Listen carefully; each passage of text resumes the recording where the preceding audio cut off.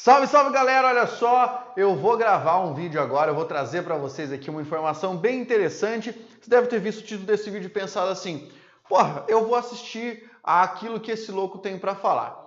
E aí eu resolvi fazer um comentário hoje a respeito de uma coisa que as pessoas costumam falar para mim, mandam mensagem aqui no canal, ou no meu Instagram, ou no meu Face, e mandam o seguinte, professor, por que português é tão difícil? E aí, existem algumas explicações, existem algumas tentativas de mudar a mentalidade para você entender que não é, na verdade, uma questão de dificuldade. Então, este vídeo é feito para você que de vez em quando faz essa pergunta. Por que português é tão difícil? Bem, vamos aos fatos. O que eu digo para os meus alunos é, em primeiro lugar, português não é difícil, é trabalhoso, são coisas diferentes. Difícil é eu pegar o meu celular e fazer assim, ó, e ele sai levitando. Isso é difícil pra caramba. Agora, trabalhoso é algo que exige de você, exige raciocínio, exige organização. E isso sim, língua portuguesa é um conteúdo muito mais trabalhoso do que outros conteúdos, que exigem basicamente memorização de uma coisa ou outra. Bem, vamos aqui alguns fatos importantes. As pessoas falam, professor, por que tanta regra? Quem inventou tanta regra? Certamente quem inventou tanta regra não tinha que fazer. Sabe quem é o culpado por tanta regra dentro da língua portuguesa? Você. Você é culpado, eu sou culpado, todo mundo, todos os falantes de língua portuguesa são culpados da quantidade de regras que nós temos. Por quê? Porque o gramático não fica na casa dele ali tarado pensando assim, tipo, cara, hoje eu vou inventar uma regra aqui que vai lascar com todo mundo. Ele não tá nem aí para isso. O gramático fica assim, bem, eu li essa frase nesse livro, li do mesmo tipo naquele livro, li do mesmo tipo naquele outro livro, agora tem uma galera escrevendo isso aqui no Facebook, no Instagram, aqui, então eu tenho um corpus linguístico muito grande e eu posso dizer que esse é um padrão que se verifica na língua contemporânea. Está aí, vou registrar no meu livro esse padrão que nós verificamos sincronicamente, esse é o termo, quer dizer, neste momento na língua. E agora eu vou avaliar se ele já foi observado em outros momentos. E ele faz essa comparação. Daí surge uma regra, que na verdade não é regra, é um princípio gramatical que surge por meio da observação. Então, você gostaria de que as várias e várias regras parassem de se multiplicar como um casal de ratos freneticamente tendo cria? Pare de utilizar a língua fora da prescrição gramatical. Se você quiser que as regras parem de existir, você tem que utilizar de acordo com as regras que já existem e evitar de o gramático ser obrigado a fundamentar novos princípios, certo? Como a língua é viva, isso não vai acontecer. Isso pode acontecer com uma língua morta. Por exemplo, o latim, uma língua morta. Ela não está em constante evolução. Ah, professor, mas eu falo inglês. Inglês é muito mais fácil. A estrutura da língua inglesa não é igual à estrutura da língua portuguesa. O processo de formação da língua inglesa é diferente do processo de formação da língua portuguesa. Ai, mas olha, só no Brasil uma coisa dessas. Deixe de ser uma mula, porque não é só no Brasil que se fala a língua portuguesa. Nós observamos isso em todos os países lusófonos e outros países que possuem outras línguas e outro padrão de dificuldade, né, ou de trabalho para compreender a língua, também possuem essas mesmas peculiaridades. É por isso que os linguistas estudam as línguas e a linguagem. Então, quando você pensar que é difícil, não é difícil, existe trabalho para você fazer. E existe trabalho para você fazer porque é uma língua viva e ela está em constante mutação.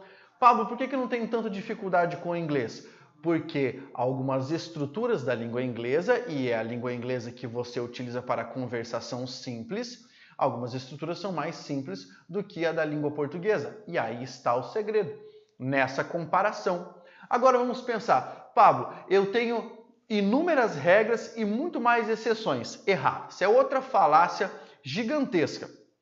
Nós temos exceções, principalmente dentro do campo da ortografia, por causa também da evolução da língua. Isso não quer dizer que nós tenhamos infinitas exceções. E só surge uma exceção por causa de quem?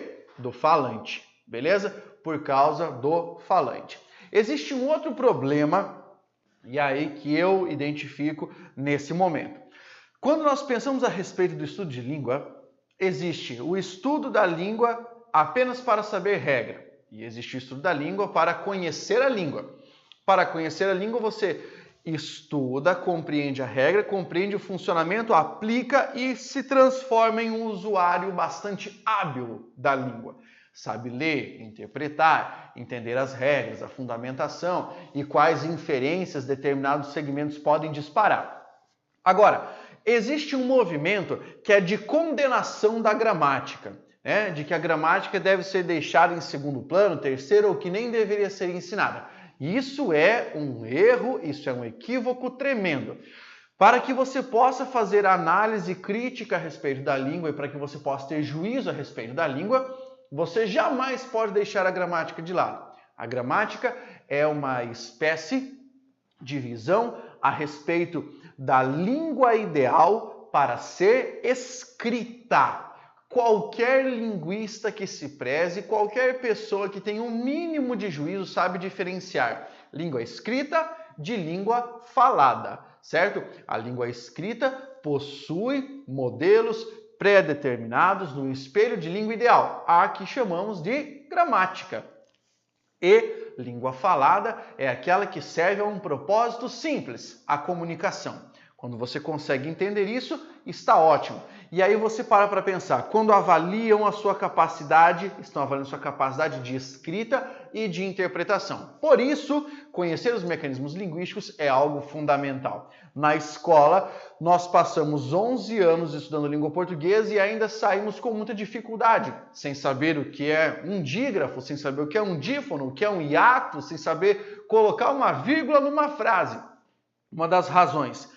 Diversos professores que dão aula de língua portuguesa não gostam da matéria, não gostam de dar aula de língua portuguesa. Estão preocupados com outra coisa. O cara foi lá estudar a capa da Veja, é isso que ele queria fazer. Ele quis fazer interpretação de texto, não quis trabalhar com a estrutura da língua, entendeu?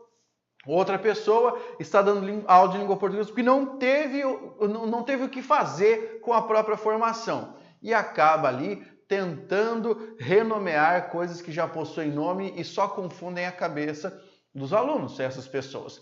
Enfim, essa é uma justificativa. Outra justificativa, a valorização que se dá à língua portuguesa dentro dos exames. Ainda bem que alguma alteração foi feita para privilegiar a área de linguagens, mas ainda está muito aquém do que deveria ser feito. Você passa boa parte da escola achando que as matérias mais importantes são física, química, biologia e matemática.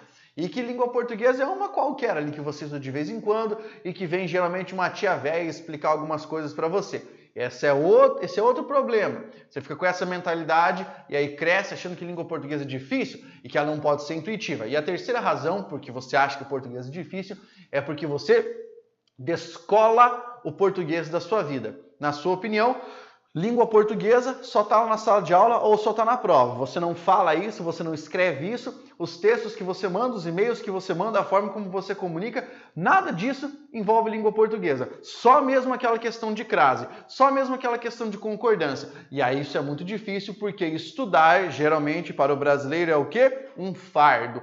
Tanto que ele se associa a uma pessoa que está ali numa dificuldade tremenda porque está estudando. Enquanto ele pensar que estudo é um sofrimento, ele vai terminar cansado e muito sofredor.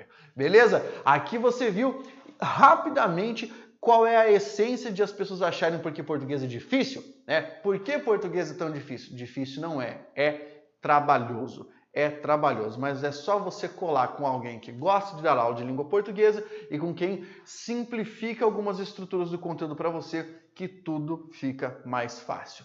Se você curtiu esse vídeo, clica aí, faça sua inscrição no canal, não perca os próximos vídeos, não perca o nosso debate. Tem muita gente pedindo aí para eu fazer os vídeos sobre os debates políticos aqui do Brasil. Eu vou tentar recortar algumas coisas e apresentar, porque o maior problema é você apresentar alguma coisa, a galera já vem assim, ó, com as pedras virtuais jogando no vídeo. Também, mano, peraí aí, vamos adiante, que afinal de contas a gente precisa estudar, porque o conhecimento é a única arma cujo tiro não sai pela culatra. Valeu? Aquele abraço, força guerreiro!